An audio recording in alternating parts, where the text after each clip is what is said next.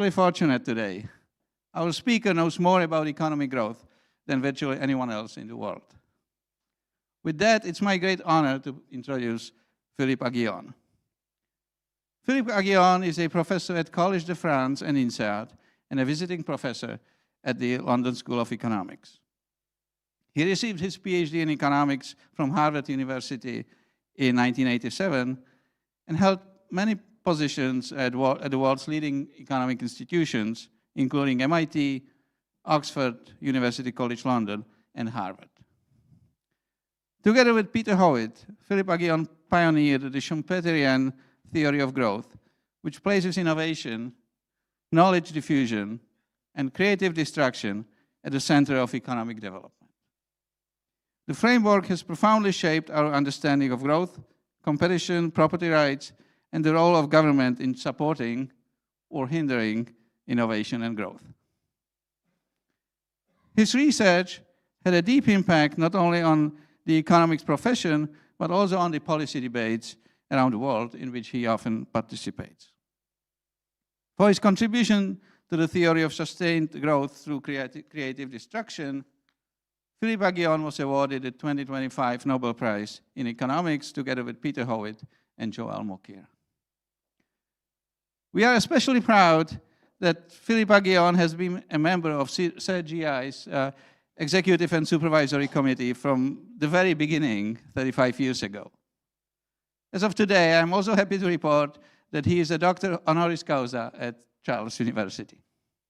We are immensely grateful for his many contributions to making CERGE-EI what it is today. Before I hand over, two brief organizational notes. First, the lecture is going to last in approximately 1 hour, and then there'll be time for questions after that. So please, you have time to prepare some good ones. The second note is an announcement that Philippe tomorrow will participate in a debate in the Czech Senate together with Jan Švejnar and Enrique Letta, the author of the Letta report. Am I Jan to say a little bit more about that? Just for those of you who still would like to attend, we're close to being full, but I think there are about 10 seats in the Grand Hall of the Senate that are available. So if you'd like to register, register. They require that beforehand for protocol reasons. And so from 10 to 11, there'll be Philippe, Enrico Letta, and I. And then at 10, from 11 to 12, Gerard Roland and Philippe Matejka and others like Marek will join the discussion. We'll open it up and go till 12 o'clock, followed by an informal reception between the senators, policymakers, academics, business leaders. So please, if you're interested, do register still today. As I said, there are a few seats that are available. Thanks. And with that note, it's a great pleasure to give the floor to Philippe Aghion.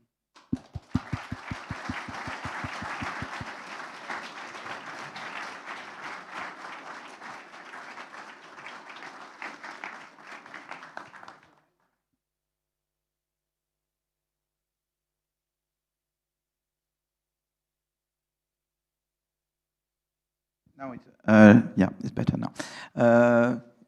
Great to be back here in this building that I know well, because I should, we had well, that's where you have the meetings, and I've been here many times. And so it's very great emotion. Each time I say emotion, I should look for another word. But it's very special to be in this place where I've been many times before. And thanks so much for coming. I hope you don't regret it. I will present a kind of extended version of the Nobel lecture, because the Nobel lecture was supposed to last until 25 minutes. They gave me an extra 5, so it lasted 30. But I will make it a bit longer than an expanded version of the Nobel lecture that I gave in December. So here is a picture of young Schumpeter.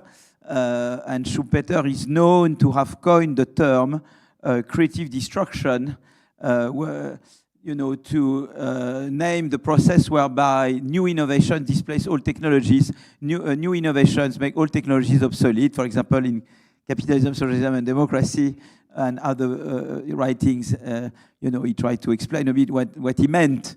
But the thing is that in my students' days, the leading growth model was the neoclassical growth model, and the most elegant version of it had been developed by Robert Solow, whom I came to know well later on, and he's a fantastic person, and I'll say more about Bob Solow. But the Solow model was a model, where growth is primarily driven by capital accumulation. So the idea is that you produce flow of wealth with a stock of capital, and then you save part of the production to increase your stock of capital, which allows you to produce more next period. And that's how you generate growth. By saving on your production to increase the capital stock, and that's how you can increase production over time. But Solow himself was aware of the fact that there are decreasing returns to capital accumulation, and that the more capital you already accumulated, the less you increase production by increasing further the stock of capital. You see, you increase production much more if you move from 0 machine to 1 machine than if you move to 9 machine, from 9 machine to 10 machines. So Solow knew that capital accumulation could not be a source of long-run growth. If you wanted to have long-run growth, you needed something else, and the something else he called, technical progress. But Robert Solow would not tell you where technical progress is coming from. We would talk about the Solow residual, and my obsession was to open the black box of the Solow residual. What is in there? And so in my days, of course, one would talk about creative destruction and Schumpeter, but it was a mondanité, a curiosity. You would hear about it in a course on history of economic thought, en passant, or in a course on an IO class, where it would take 3 minutes. Okay, here is Schumpeter, that's creative destruction, quoi. That this is it, quoi. And it would not be in mainstream classes. It would not be in a core macro course, or never. So with Peter Howitt, whom I met at MIT in 1987, and later on I'll tell you how the story is wrong. I met Peter Howitt, was my neighbor, so I was in my first year assistant professor at MIT, and Peter Howitt was visiting from Western Ontario, and he was my neighbor. His office was next to my office. And we used to talk to each other. And one day I came to his office and said, look, Peter, why don't we try to write from scratch a new model, a new growth model, which embodies Schumpeter's notion of creative destruction. And that's what we did. And we wrote our basic model. What I will present, it was written between December 87 and March 88. By March 88, we had the model. And then he went through improvements, through a prolonged editing process. We had a fantastic editor at Econometrica, but very, meticulous. And voila. But the model was done by March 88. And the model would revolve around 3 main ideas. The first idea is that long-run growth is driven by a cumulative process of innovation, where each innovator builds upon previous innovations. You always stand on giant shoulders. The second idea is that innovations do not come from heaven. They result from activities, in particular entrepreneurial activities, entrepreneurs who invest in R&D because they know that if they successfully innovate, they will get some rents for a while. Because they invent a new product or a cheaper way to produce, and they get some rents to reward their innovation and they will get those rents until they are being superseded by subsequent innovation. And the third idea is creative destruction. New innovations displace old technologies. New innovations make old technologies obsolete. Alors, at the heart of this paradigm, there is a contradiction, because on the one hand, you need the innovation rents, the monopoly rents, to motivate innovation investments. But on the other hand, yesterday's innovators are tempted to use their rents to prevent subsequent innovations because they don't want themselves to be subject to creative destruction. And managing a market economy is always about how to manage this contradiction. You see, a fast-growing economy is an economy where all the time you have new talents coming in. Hopefully they can create firms and grow their firm because they have an idea and they can grow their idea. But you have to make sure that, and you have to let them grow if they are good. But you have to make sure at the same time that once they're grown, when they're grown up, you know, they won't use their position to their incumbency position to deter, to discourage new generations of talents who come in. You see what I mean? That's why competition policy in particular is very important. Okay, so that's the thing. So what I will tell you now, what I will do is that I will first present the Aghion-Witt model in a nutshell, a few equations, but very few. Okay, and then I will talk about two main extensions of the Aghion-Witt paradigm, and then I will revisit some historical enigma, and then I will rethink capitalism, and I might talk about AI at the end, okay? So how about the Aghion-Witt model? The Aghion-Witt model, I mean, it's a very simple paradigm. You assume that you produce final good, capital Y, the consumption good, with an intermediate input, small y, which you have here, small y, okay? And A is the productivity of the intermediate input in producing the final input. And growth in this model comes from quality improving innovations that, you know, each time I innovate is because I discover an intermediate input of better quality. So if the previous quality was A, the new quality after my innovation will be gamma A, where gamma is greater than 1, and gamma is the size of innovations, okay? Now, we assumed in our basic model that you produce the intermediate good, small y, 1 with labor. So small y stands for both the amount, the current amount of intermediate input produced, but also the current amount of labor which is used in the production of intermediate input. But you have another use of labor in this model is to invest in R&D. And we assume a very simple Poisson process. We assume that if any unit interval you invest Z amounts of labor in R&D, you innovate in that interval with probability lambda Z, okay? And lambda is the productivity of research. Okay, so so you have two uses of R&D, of labor, R&D to innovate, so or production to produce the intermediate, the latest version of the intermediate input. Now, there are two basic equations in this model, and I won't bother you. One tells you it's a labor market clearing equation. You have a supply of labor every period, and labor is divided between production labor and R&D labor. So it's a capital L equals small y plus small z. You see, that's market clearing. Once you've used labor for R&D and production, you exhausted labor supply. There is no unemployment. That's the first equation.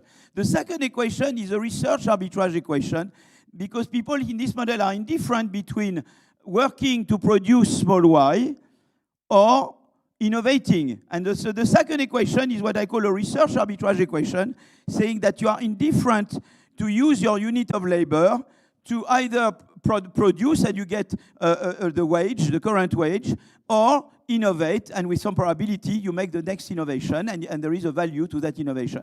These two equations together determine the equilibrium amount of R&D, you see? And you can show that it's a very simple function of the main parameters of the model, of the productivity of research lambda.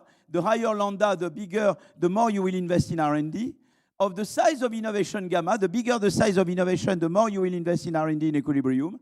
Of the decreasing function of alpha, which is a measure of competition in this model, and the interest rate. If there is a higher interest rate, you become more impatient, and therefore you tend to invest less in R&D, because R&D is forward-looking. Whenever you have a higher interest rate, as you know, you invest less and you consume more. But again, there, if you have a higher interest rate, you will tend to do less R&D. And the thing then is that once you know the equilibrium amount of R&D, Z, the aggregate growth rate is just the frequency of innovation, lambda z, where z is the equilibrium z, times the log of the size. So finally, we had uncovered the expression for the solo residual. Here is also, before it was a mystery. We didn't know what was in there. And that finally, we know that it's very simple, is the frequency of innovation, lambda z, multiplied by the log of the size of innovation. I lose Jan. And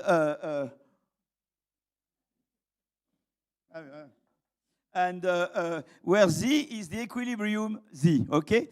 Alors, Peter Howitt tells a funny story. He said that the day we got this expression, lambda z log of gamma, I would have told him we have the potential Nobel Prize. In 87. I don't know if that's true. Voilà. Okay, so that's the basic model, okay? And in this model, you have two basic implications. One is that the growth rate is positively correlated with the rate of turnover. Lambda z is the rate at which you have creative destruction. Lambda z is the rate at which all firms, all innovators are replaced by new innovators. Well, that's a prediction you can test.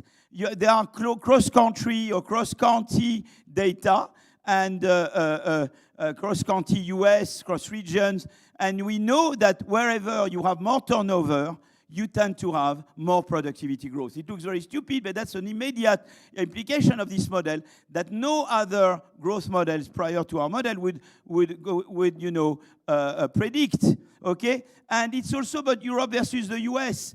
If you look, the US grows twice faster than Europe, or more than twice faster.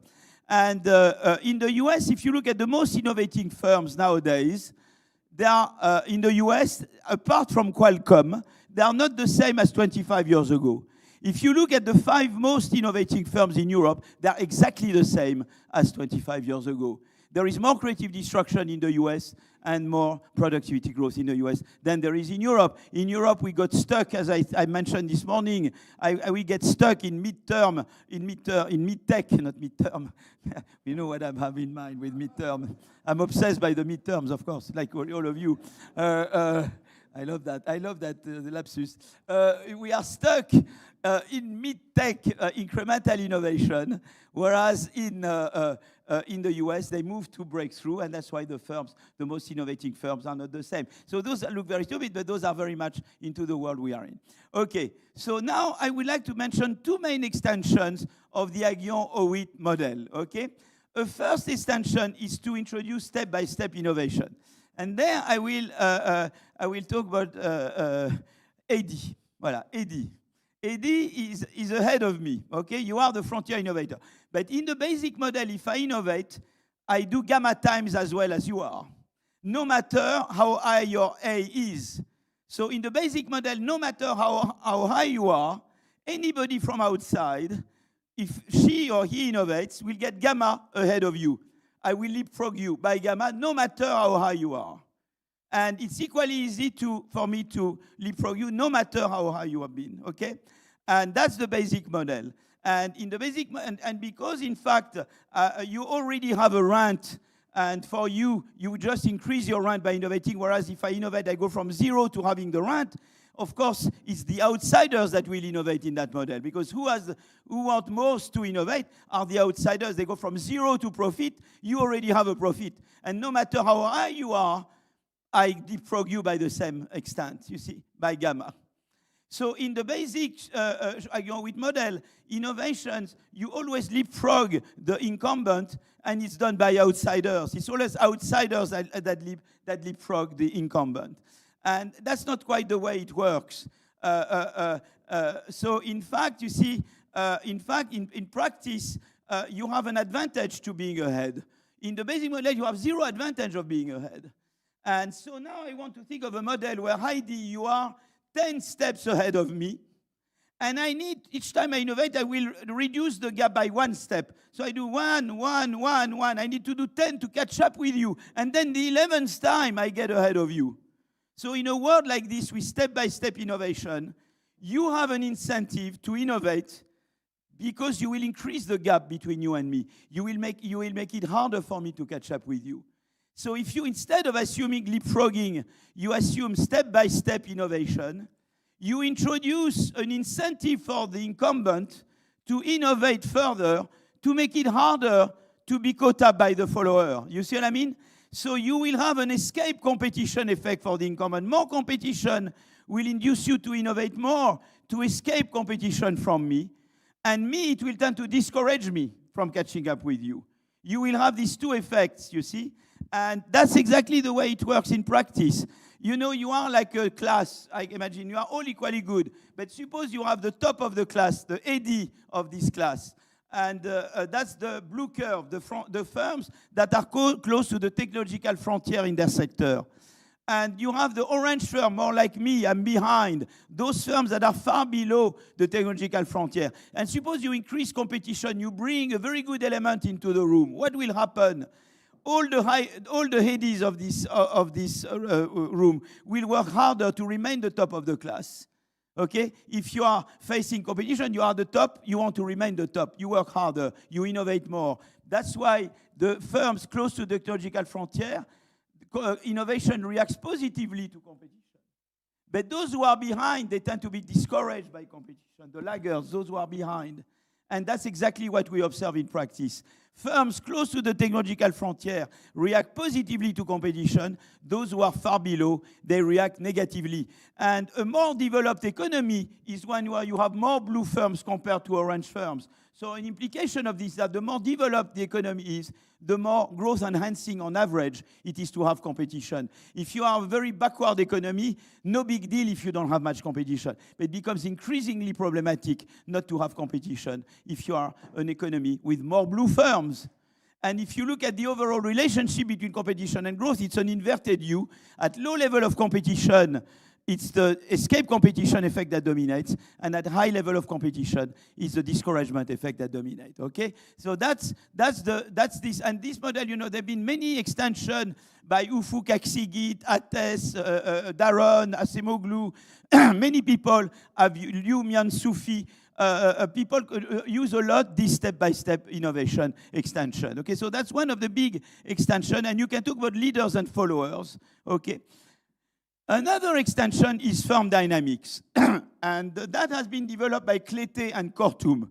And it's another extension of the Schumpeterian paradigm, and it works as follows. It's about, because I want not just to work about leaders, followers, I want to talk about entry, exit, and the firm growth and firm shrink. Very important, the notion of firm growth. Here I'm representing a firm that have 4 lines. You see it, 4 activities. And the height of each bar stands for how good I am at the various activities. Now, how do I grow as a firm F? Is that suppose there is another line here that goes that far. If I do creative destruction on that line as firm F, and I turn the current A there into gamma A, I will displace the current producer, and firm F will become a 5-line firm. That's how you have growth in this model. I'm doing 4 activities, but suddenly, Jan, I innovate upon you who is on another line. I turn your A into gamma A. I drive you out, and I become a 5-line firm. How do I shrink in this model? Is that someone else innovates upon one of my lines. Jan, you innovate upon, for example, this one. You would go from there to gamma times this. I am driven out, and I become a 3-line firm.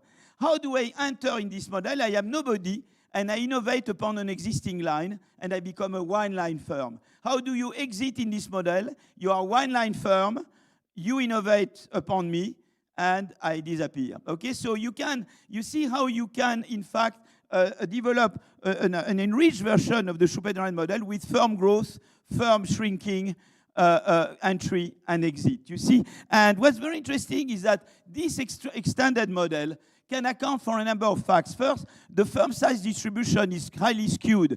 You have many small young firms, and you have very few large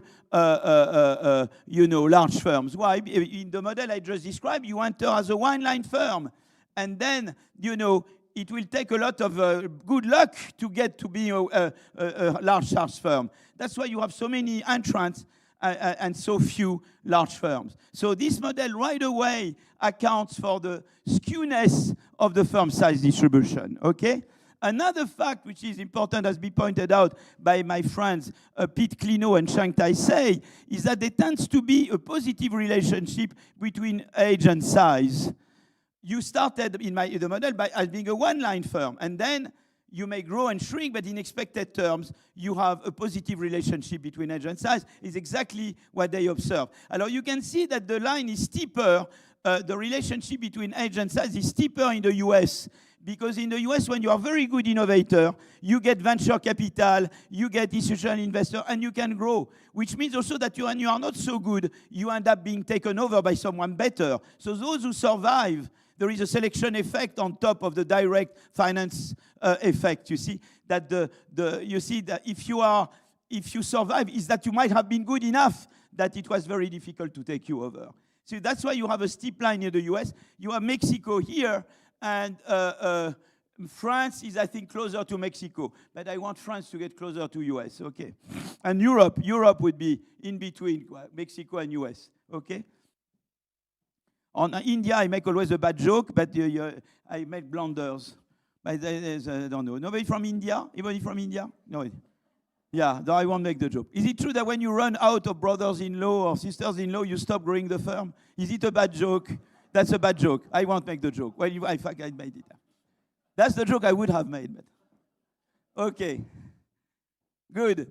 Another thing is that the exit rate is higher for small firm than large firm, because when you are a one-line firm, it can be by age, but by age, when you are young, you tend to be small. So if you are a one-line firm, it takes only one creative destruction to drive you out.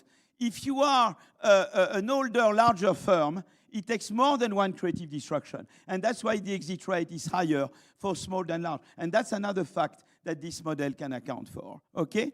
And that's all what this extension takes into account, can predict, Okay, so I would like to talk about some historical enigma that you can look through the lens of the Schumpeterian paradigm. Are you still alive? You are still alive? That's fantastic.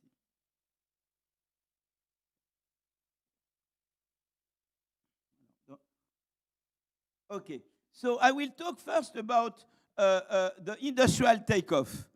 So one enigma is that, the industrial takeoff, there is been work by various, economic historians, one of whom is Madison. Madison worked at OECD for many years, and he tried using urbanization data or whatever to trace back what world GDP or world per capita GDP could have been.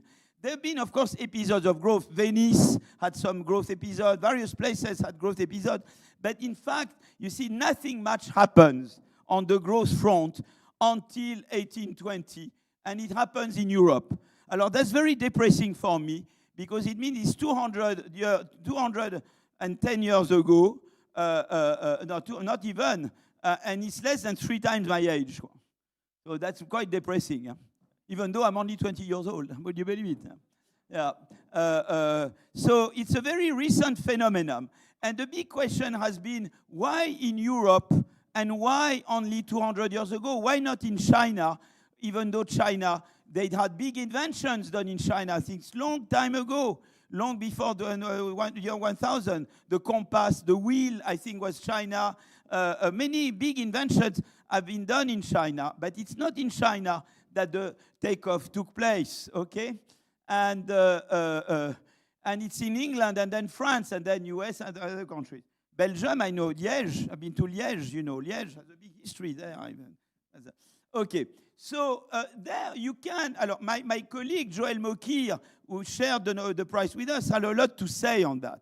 But I can, even referring to some of Mokir's work, and Mokir would say much more on that, I can already rationalize why it took place in Europe, the takeoff, 200 years ago, and not in China, long time before. Remember the 3 conditions to have sustained innovation-based growth. I mentioned first the cumulative process of innovation. Well, in Europe, you had institutions for cumulative innovation because you had universities, starting with this one, starting with the Charles, and other universities in Europe. Those were centers of relative openness and there were exchanges between universities, okay? And another thing you had in Europe was the encyclopedia. You could codify knowledge. So you had this very nice interplay between learning about ideas and learning to implement the ideas. And Joël makes a big fuss about this constant interplay between the theory and the practice, okay? You had the encyclopedia. You had Diderot and Voltaire in France. You had the British encyclopedia. You had, I'm sure here you had an encyclopedia, no? I'm sure, pretty sure. But the encyclopedia were very important. And the postage was very important. And third, creative destruction. In China, when you were becoming a cumbersome inventor, the emperor would try to silence you. In Europe, it would be much harder, because if you are being stifled, if you are being deterred to innovate further in France, you could always move to Switzerland or to England or to Prussia, and you could continue your research there. So the competition between countries would make it possible to sustain creative destruction. And in fact, if I am France and I said, well, look, I make your life hell and you move to Switzerland, I don't want you to move to Switzerland. I rather make an agreement with you. I rather be more lenient on you so that you don't move and give to a competing country the innovation I could get myself. So that country, whereas in China, the only place you could go is the Gobi Desert to dialogue with the skeleton of the dinosaurs. You see what I mean? There was nowhere to go. Quoi. And so they didn't have this competition that we have in Europe. Okay, so that's a way to rationalize. But it's interesting because you can use the lens of the Schumpeterian paradigm to try and understand why the takeoff of growth took place in Europe in 1820 and not in China long before, despite the fact that many inventions took place in China. Okay, there is another enigma, which is a secular stagnation. There is work by Aksigit and Ates. I cite a lot of Turkish colleagues, and my own work with Bergeau, Boppard, Clino, and Lee. And so look at this picture. This picture that represents the evolution of per capita of TFP growth in the US, yearly TFP growth. And you see the average yearly TFP growth soars up between 95 and 2005 and then declines sharply. And the question is, why did it? And remember, Solow at some point said, I see computers everywhere, but except in the statistics. Solow spoke right before the takeoff. We need him today, you see, because he brings good luck. I'm losing Jan again. Almost. No? Are you still there, Jan? I'm with you. Okay.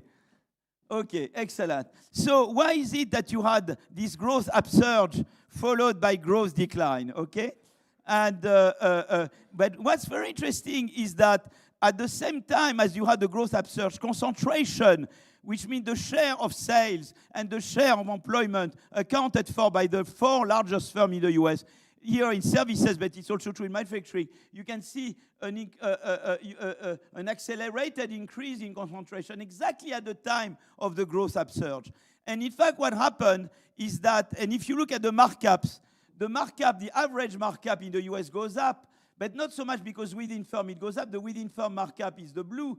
It's a composition effect. The high markup firms became more prevalent. So what happened is that the IT revolution took place.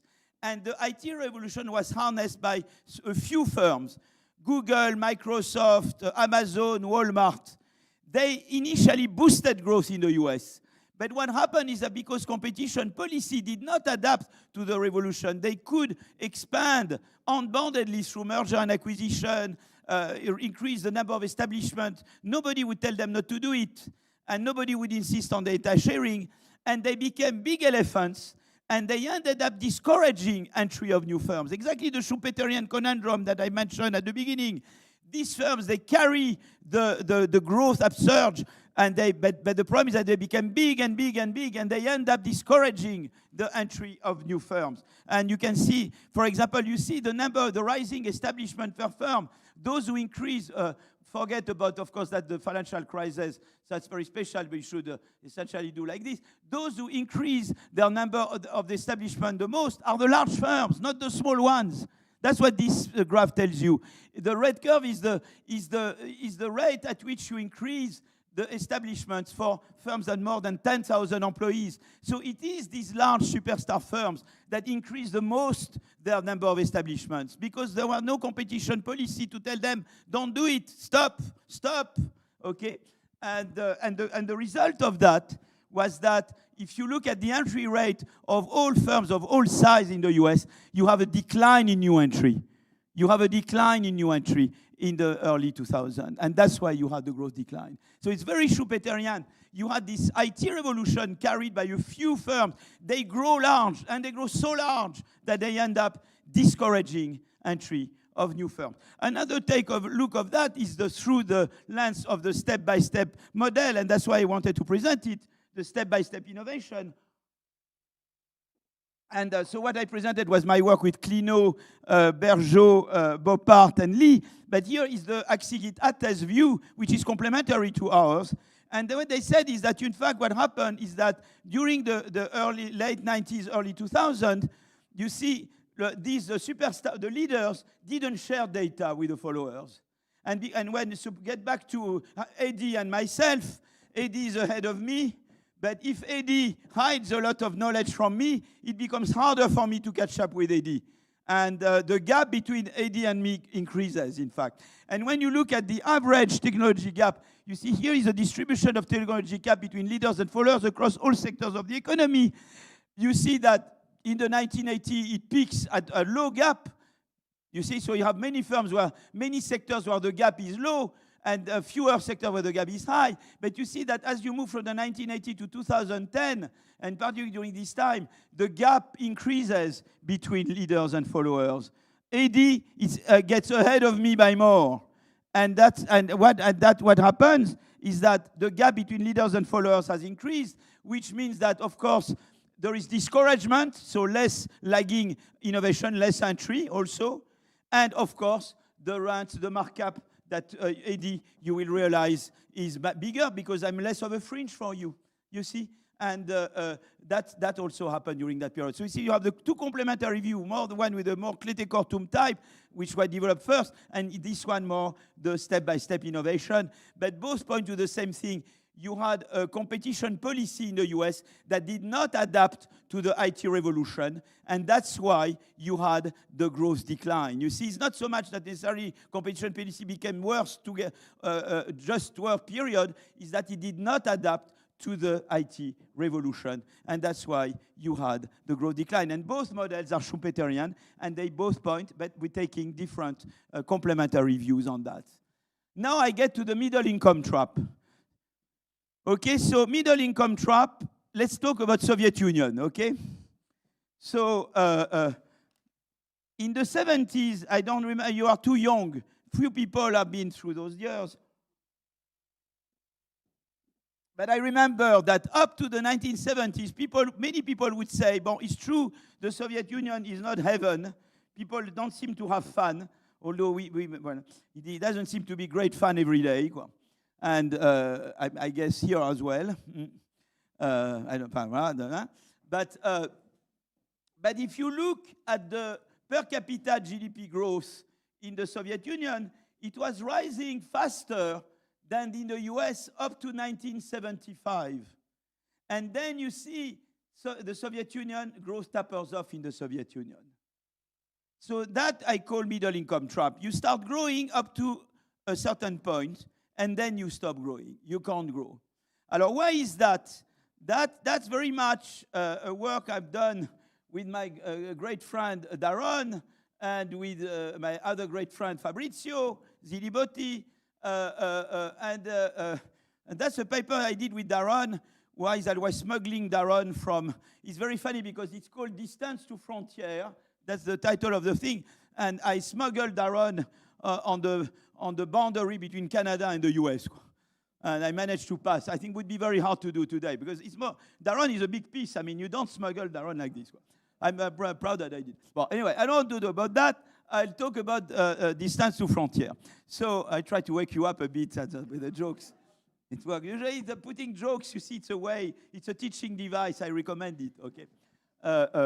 Okay, so what does this say? This says that you have two ways to grow. I can grow either by catching up with the frontier, with the most productive country who has A bar. That's mu M, is catching up growth. Or I can grow by innovating upon myself, going from A to gamma A. And that's, I do frontier innovation. When you are a country far below the frontier, your A is way below A bar, the main growth engine is imitation and catching up. That's exactly China of Deng Xiaoping. In 1978, Deng Xiaoping said, we catch up. How we catch up? We have a reasonably good education level in China. We will absorb technologies from more advanced countries. So we play on technology transfers and trade. We reallocate factors. We improve management practices, whatever. And we get a big mu M. And China, between 1978 and recently, grows through mu M. But then you have, when you get close enough to the frontier, when A becomes close enough to A bar, the way to grow is to have a bigger mu N, to innovate upon yourself, to have frontier breakthrough innovation. But the institutions that are good for mu M are not exactly the same as good for mu M. I told you, if you are in the business of catching up, it's good to have good primary, secondary, undergrad education, technology transfers, management practices, factor reallocation. That does it. If you are in the business of frontier innovation, you need the Draghi report. You need competition. I told you already, much more important. You need venture capital. You need long-term research finance. You need institutional investors. You need many things. And the problem is that some countries who started to catch up, they were unable to move away from policies that are good for MUM into policies that were good for MUN. And that's how they get stuck in what we call a middle income trap. Let me give you some examples.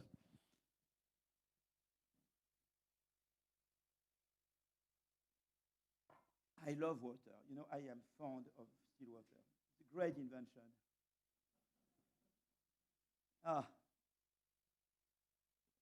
This is just heaven. Okay. So Korea, of course, here I show South Korea, because North Korea, apart from weaponry, you would have a flat electrocardiogram. Okay. So here I represent per capita GDP growth of South Korea after the Korean War. And you can see that they start growing very, very fast, but then growth goes down a lot. And of course, you could say it's because as you catch up, the closer to a bar you become, the less you grow through imitation.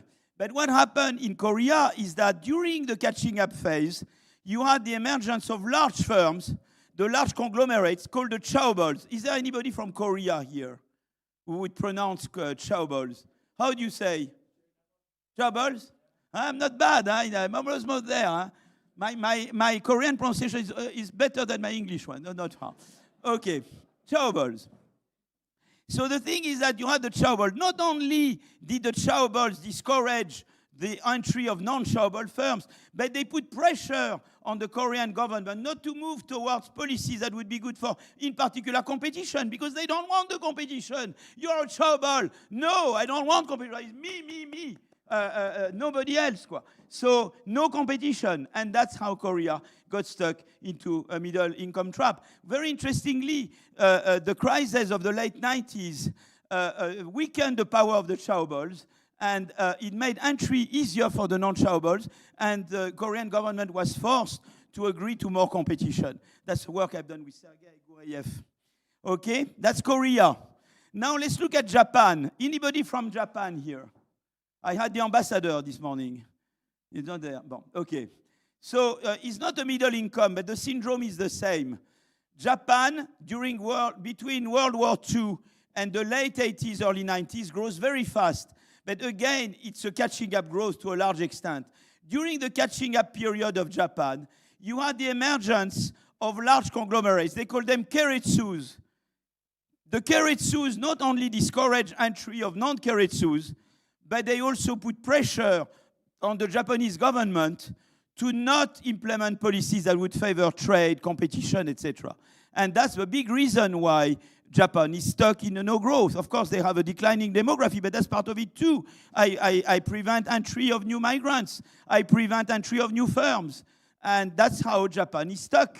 If you talk about with Takeyoshi, we tell you that exactly the problem that Japan is facing nowadays. Okay? Now you say, well, I talk about the others. What about myself? I end up with the best. Us, Europe. Here I represent, that's a picture drawn by my colleague Antonin Bergeau, my student, excellent work on Europe. Here I represent the per capita GDP of the Euro area compared to the US, which is at 1. And that's what I was mentioning this morning in my speech, okay? Look, of course, we fall down a lot during World War II, because during World War II, we destroy capital stock, and there is no innovation. So we are very low compared to US per capita GDP when the war ends. Then what happens is that you can see that per capita GDP of the Euro area catches up partly with the US up to the mid and to late 90s. Why is that? First, because we rebuild our capital stock thanks to the Marshall Plan. Second, because we had a reasonably good education systems in Europe, we could catch up with the second industrial revolution, which was the electricity and steam and combustion engine, which was the revolution of the 1920s, 1930s that took place in the US, and all what the corollaries from that revolution. So it was very much the Trente Glorieuses, we call it in France. But that's part of it. It's catching up growth to a large extent. Of course, there are areas where we innovate, but largely it's a catching up growth that we are facing. And you see, since the late 1980s, early 1990s, you see that we are again declining with respect to US. Why? Because the US, they have the third industrial revolution, the one of IT that I mentioned before. And we fail, Europeans, to get into that train. We fail. They go into high-tech, as I said, in the US, and we remain stuck in mid-tech incremental. And if you look at the cloud, at the big, software systems and things, they are essentially American and not European, okay? And if you look now at high-tech patents, you see that's the US in red. Europe is declining as a share, it's in shares. And China is emerging. That's China in blue, okay? And China is now doing breakthrough high-tech. And Europe is declining in share. And what is the drama? If you look at the breakthrough innovations worldwide, to a large extent, they cite research done in Europe.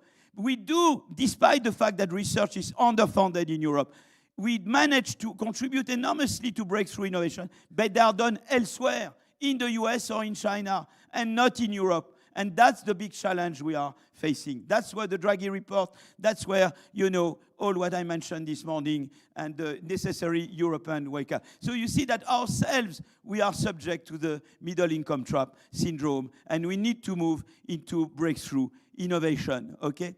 And that's why. Okay, so, this is very interesting. If you read the Middle Income Trap report by the World Bank last year, in 2024, it's entirely based on the Schumpeterian. I'm very happy because before World Bank, they used to do growth diagnostics, which I think is not great. And they moved from growth diagnostics to Schumpeterian growth economics. And I think that's the right, because you have good theory and good empirics. And I think you need the dialogue between good theory and good empirics. And I'm very happy that the World Bank is moving that direction. Okay. So now I get to rethinking capitalism. Are you still alive? You are? Great. So let me talk about rethinking capitalism. And I think it's very important. It also echoes things that we've discussed this morning. In fact, this morning was an introduction to this also. So if you look, at US versus Europe again, US... on innovation, US is doing better than Europe. And I will show you more. But on social model, don't take the US social model. It's crap, okay? If you look at the Gini index, Gini is a global measure of inequality. You see that in the US, it's way above Germany, France, and the Scandinavians, okay? If you look at poverty rate, it's way above, in the US, it's way above France, Germany, and the Scandinavian. And the worst, I know that, Angus, I don't know, is Angus coming or not this time, but we have Angus, is a member, been a great influence.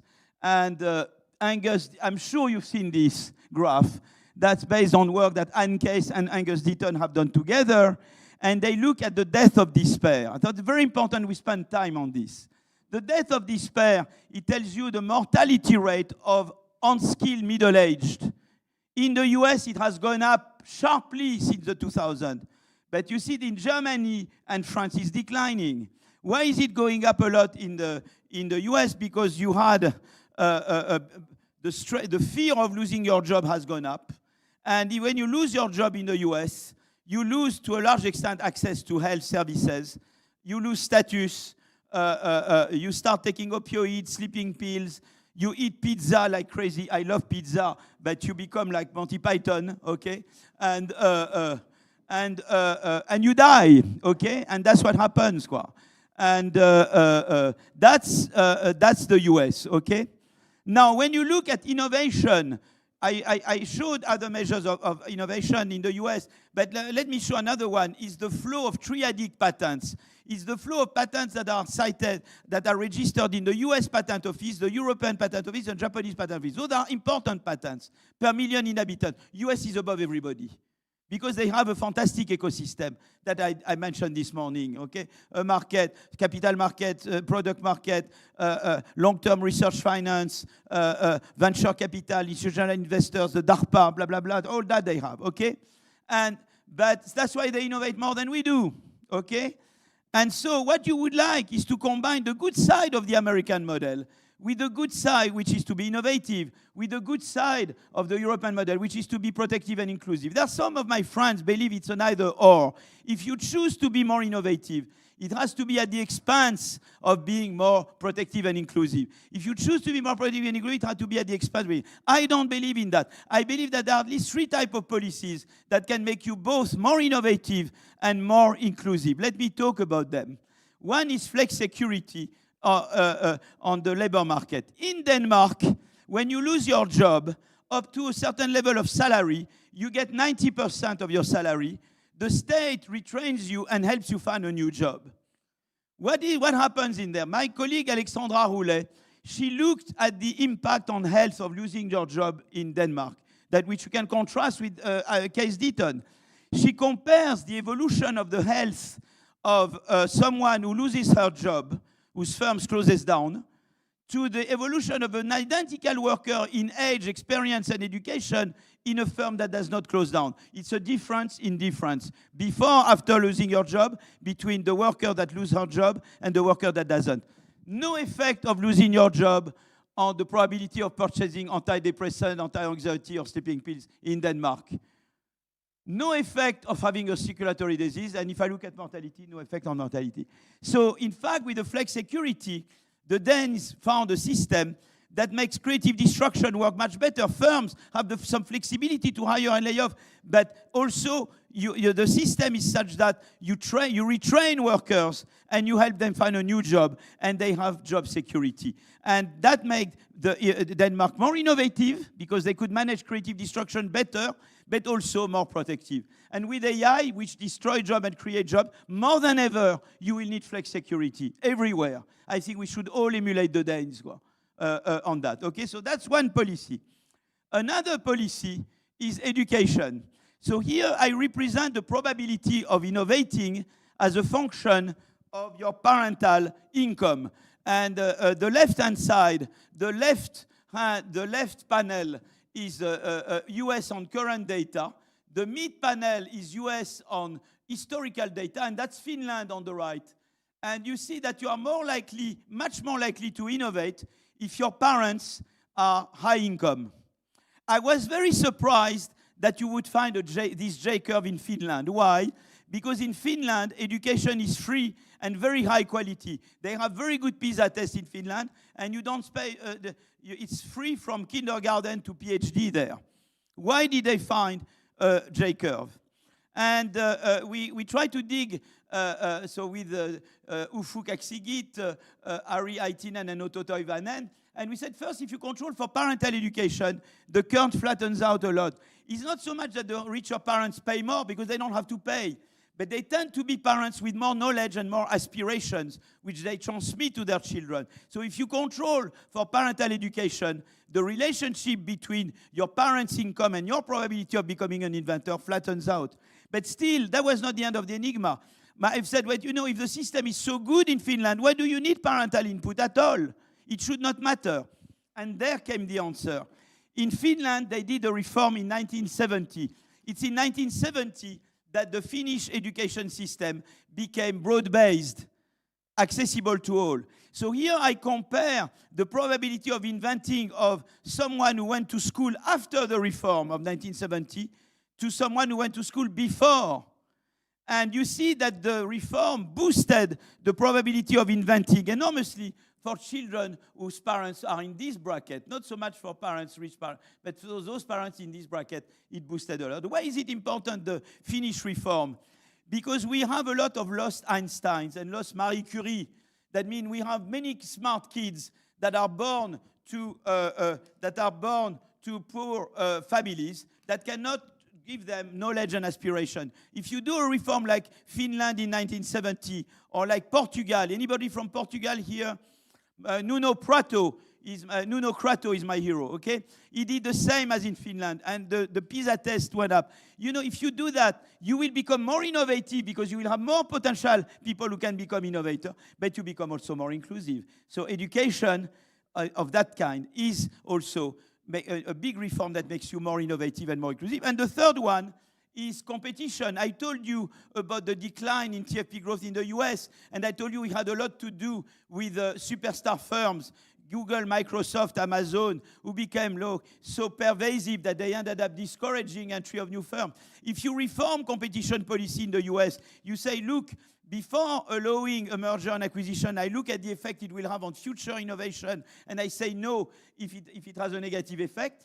Okay, if I insist on data sharing, if I do all kind of reform to competition, I will boost entry, but entry means creative destruction. And the nice thing with creative destruction is that you have a positive relationship between entrant innovation and social mobility. Why? Because what is creative destruction about? It's about new replacing old. And that's social mobility. And in work that I've done with Axigit, Bergeau, Blandel, and Mousse, it's Review of Economic Studies, 2018, we show that there is a very strong correlation. Creative destruction, new entry, is a big engine of social mobility. So if you boost competition, you become more innovative and more inclusive. You see, so I wanted to say that. I just want to say on AI a few last words. AI has a huge growth potential because it automates both the production of goods and services and the production of ideas, okay? Now there I had a big disagreement with Darren. Darren believed that if you just look at AI automating tasks in the production of goods and services, AI would increase growth by only it was James Bond, 0.07 percentage point per year over a 10-year period. And with Bunel, we believe it's 0.68. And I think increasingly the profession is siding with us, okay? And that's already. But you see, also it automates the production of ideas. I do research, you use Claude, for example, or whatever. It's much easier to do research. So it boosts the production of ideas. It's much easier. Very often, new ideas are recombinations of old ideas. And you can recombine much more quickly and much more with AI. So in fact, if it was just goods and services, I would grow a bit faster by 0.7 per year during 10-year period, and then I would go back to the same growth as without AI. But in fact, you make ideas always easier to find, and you get to the blue curve. And so it's a huge growth potential. The big danger is the lack of competition, what I mentioned before. And why is that a problem with AI? Because if you look at the value chain of AI, it is dominated by Google, Microsoft, and Amazon. And the same as what happened with IT could happen with AI. So you need to boost competition. And to boost competition, well, what you need to do is to have open source, not too many regulations, because many regulations becomes an entry barrier. You need to, the Digital Market Act for sharing data should be extended to the whole value chain of AI. You need to do a lot, but you need also industrial policy to build computing centers in Europe so that it's easier for new firms in AI to enter. That's an area where industrial policy and competition policy are complementary, is AI. So AI has a big growth potential. The problem is lack of competition. But with a mixture of competition policy and smart industrial policy, you can harness the growth potential of AI. And on unemployment, in fact, AI increases sales, and in fact, it increases. What I can show is that if you look at generative AI, you see it's slightly positive overall. You might think that it's very negative. So far in France, it's slightly positive. It's true that you replace jobs, you replace tasks, but you also replace jobs with AI, particularly with generative AI.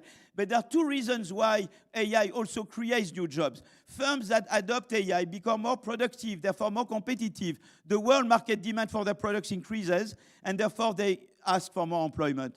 The other reason, I told you, AI creates many new ideas.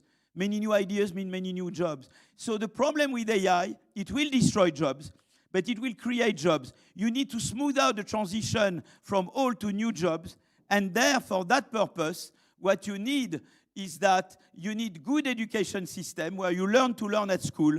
You teach your children to be adaptable by reading books, by proving theorems, by doing calculus on their own, and at the same time, on top of it, you need a good flex security system. So you remember the three policies I told you before? Education, competition, flex security. Those same policies will make sure you harness the AI revolution, that you maximize both the growth and the job creation potential of AI exactly with those same three policies: education, competition, flex security. Thank you very much.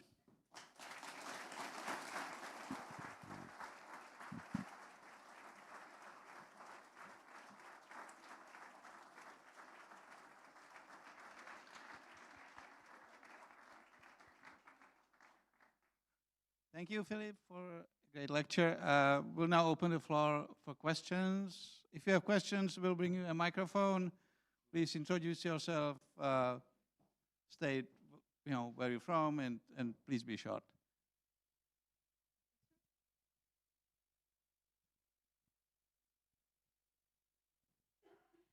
Hello.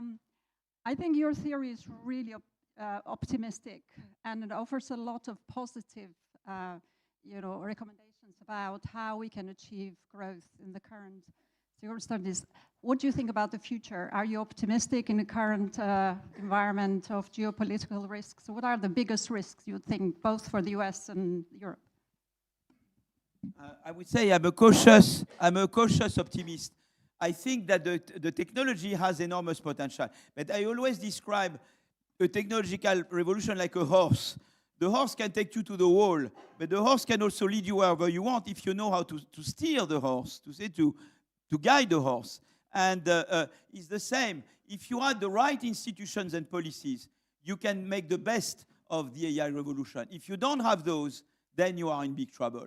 It's very important to make sure that you have income security, that everybody, if she or he is either goes through training or working, she or he has entitlement to reasonable income and to health service access and good education for her or these children. I think that's very important, because if you do AI with no caring for the losers, you'll get populism. And the cost of populism, I don't know if ever anybody has tried to evaluate the cost of populism. It's huge, huge.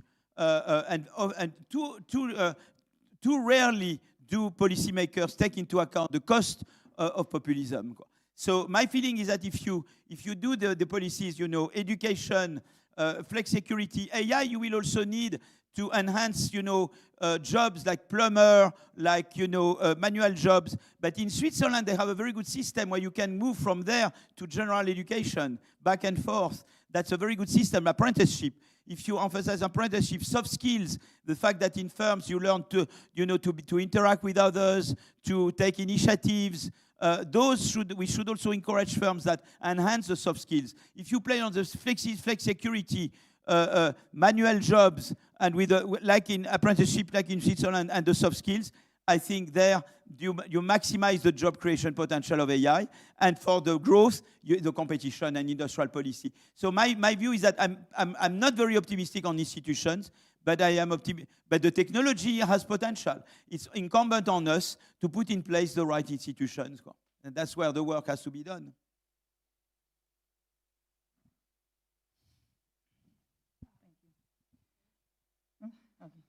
My name is Blan Berisha. I'm a student here in CERGE-EI. First of all, thank you very much for this beautiful lecture. My question is related to, should the government intervene in the market, create a framework of what the companies can do and cannot do, because AI is very risky. For example, we can use it in different kinds of ways if we are creative. We can use for propaganda, to create videos, etc., but what do you think that, what's your answer about that? Should the government intervene or not? And I believe very much, and that's from the first thing I said, the first innovators, they try to prevent subsequent innovation. So there we already know that you need a triangle, and the idea of the triangle was very much also put forward by Wendy Carlin and Sam Bowles, and I like that idea.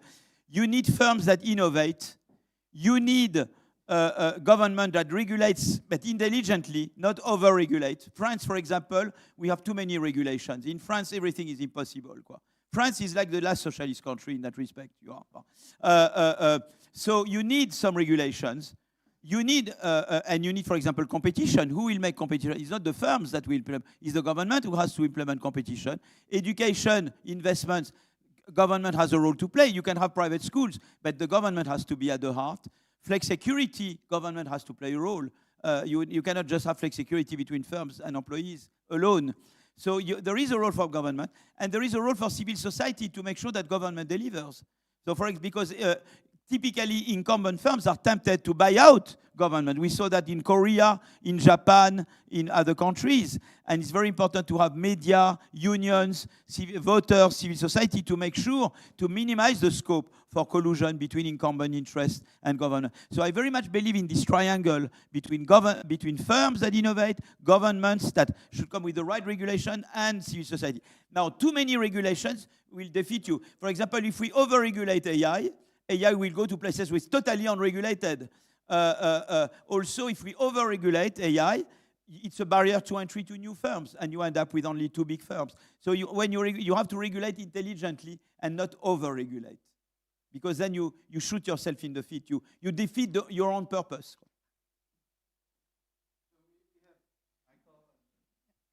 Yeah, thanks so much. It was a really fascinating summary of all your interesting research.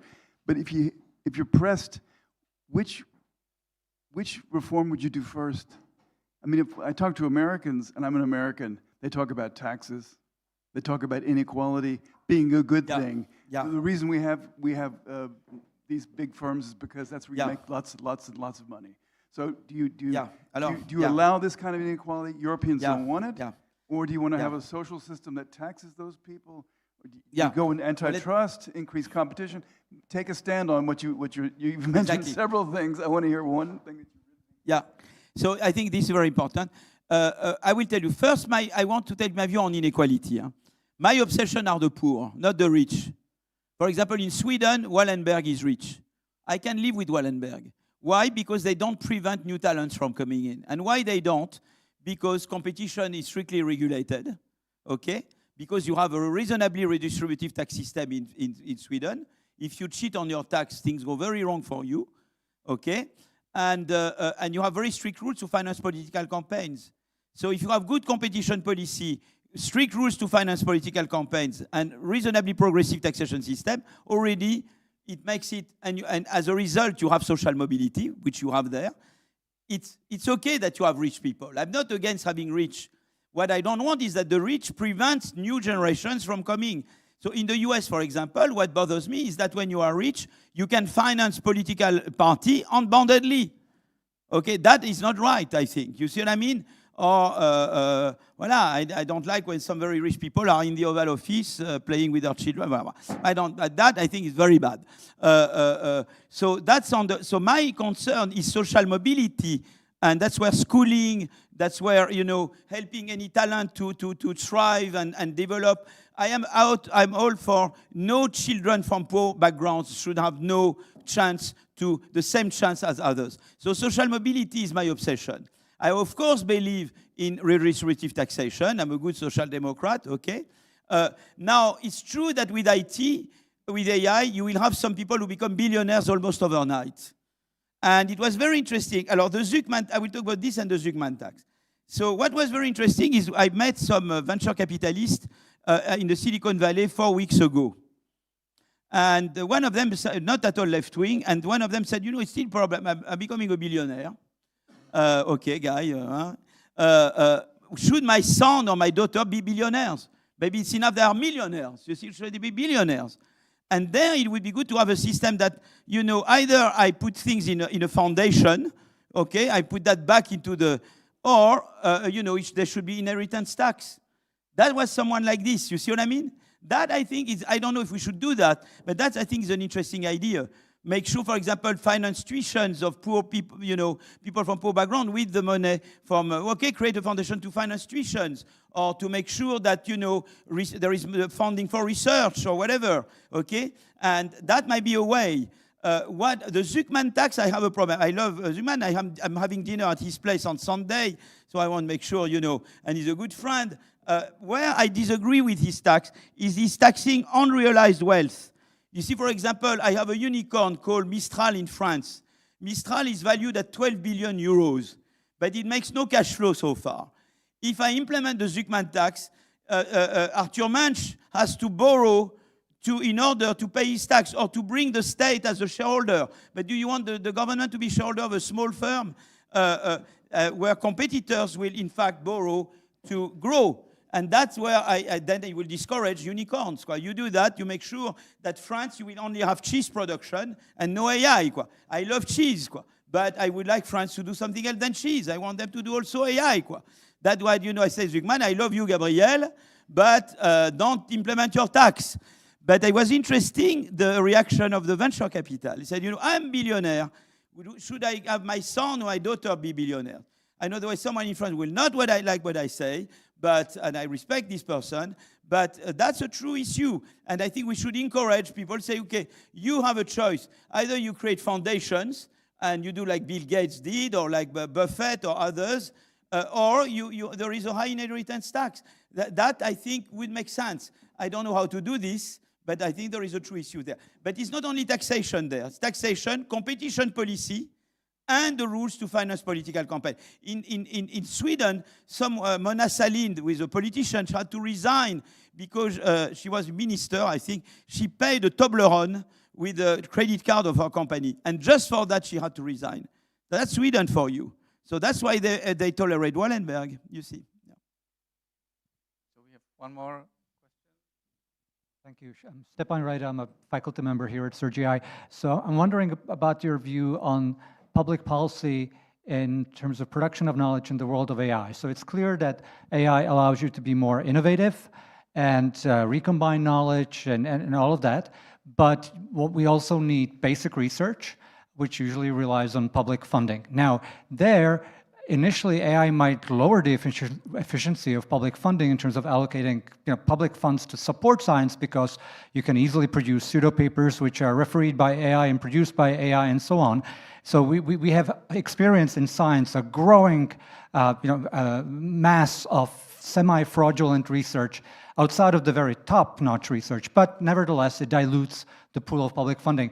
On the other hand, AI might get ahead of the curve and allow us to weed out the pseudoscientists. So what's your view of public policy in the knowledge production there? That's a hard one. I still believe that we are far below the optimum on research funding. I mean, we are really on the upward sloping part of the curve. I think public research is underfunded in Europe. If you want to do breakthrough innovation, you need to fail. And if you don't have, it's not good, ERC, it's great, but it's 5 years. After 3 years, you already start filling up form. You should be able to do research and concentrate. Then, of course, you will need the research to sort out what is wrong and what is true and what is false. But that's, of course, you will need to do that. But I think we are underfunding still basic research in Europe to a large extent. Many governments do not understand. We were having this discussion with Jan and with Gérard at lunchtime, and many governments do not understand that you can't become frontier innovator if you don't finance breakthrough research. I mean, there is no way. You are not on top. So you need there is need for long-term research finance. In France, we tried one thing that worked, and it's the laboratoire d'excellence. And it's very interesting. It was a president who had gone to university. Most of our presidents, and some of them I know well, they don't go to university. They do Sciences Po, l'École nationale d'administration, et les grands corps. And I have nothing against that. I think those are great. And I don't want to. No? But, and maybe the Grand Corps and Sciences Po, and I have colleagues and all that. But some of them don't go to universities, and they don't know how important it was. And Sarkozy had gone to university. He knew that was the problem there. And he did something called le grand emprunt, the big, borrowing, grand emprunt. I don't know who that.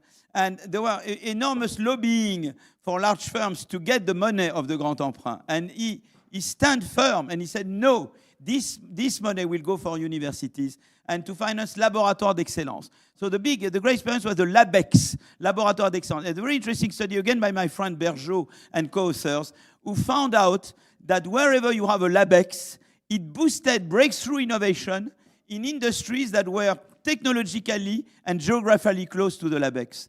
So we needed the LabEx, and we need more LabEx in Europe. And what I was hoping is that ERC, the European Research Council, would become truly independent, like the European Central Bank, and would have increased funding so that they can fund not only individuals, but also laboratories. And that's where we are in Europe. There are all the dangers that you mentioned, but also we need research to find out the fake AI versus the not fake AI. And Joshua Benjo works a lot on this, and other people. But I think that's where we stand in Europe. We have underfunding of basic research. And yeah. Okay, thank you. If there are any journalists, then please, record the last answer and publicize it. With that, thank you everyone for coming, and let's give another thank to Philippe. Thank you very much.